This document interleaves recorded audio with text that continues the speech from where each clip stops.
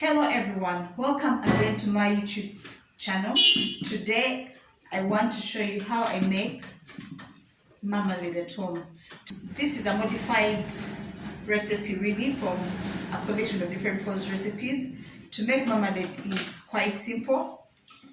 You're going to need orange juice. These are my measurements for today. I'm using a glass of orange juice.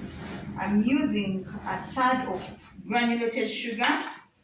Then I'm using zest from 3 oranges. By zest I mean the orange peel. Get a grater and zest it. Then I've spared the rough edges, the rough bits of the oranges, like the skin. Then there is this part here of the orange. This part that houses the insides of the orange. I don't know how they call this part. The pith. Then you have the pith. I think it's the pith. I'm not so sure. But you have this part. This part of the orange. So why do you need this part is it has an enzyme that thickens the marmalade. If you want to skip using this, you can use peptin. Peptin you can buy from maybe your supermarket or your food store. It's a thickener used to thicken jams. So what we're going to do first is I want to boil this zest. I want to boil this zest to kind of get rid of some of any bitterness that could be in it.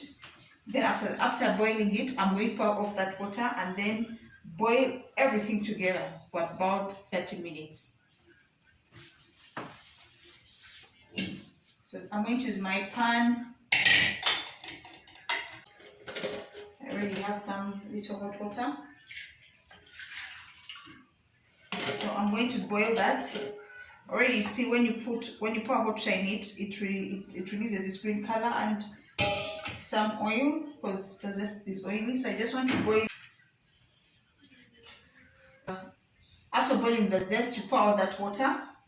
So I'm going to add my orange juice. Add I don't know how to call this. Then I'm going to add some of these things because I want this part of the orange. I want it to help me thicken my marmalade. So next is to boil this again, and this time you're going to watch it because of the sugar it tends to bubble and even overflow. So you have to keep watching it closely because you don't want it to pour over or you want it to overflow or to burn. Just watch it. You see what I was telling you? As it boils, it keeps bubbling upwards. So you need to watch it carefully or else it will overflow and mess up your whole space. These are some of the impurities. Just remove them. 30 minutes ever since. More over 30 minutes. What I'm trying to do here is to show you a test. To test that your marmalade is now ready. It's ready to store in your container. Place it on a very cold plate. Put some on a very cold plate and try to move it around.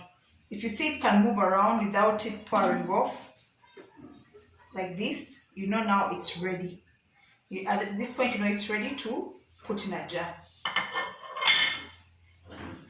So this is my finished marmalade. So this is my marmalade, and I'm going to put it in my container.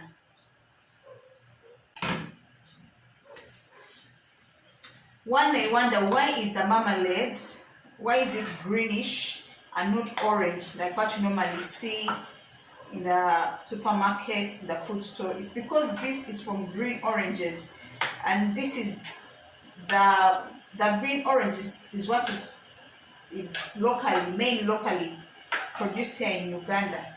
So you may want to say, I want to make my own marmalade instead of buying from the supermarket.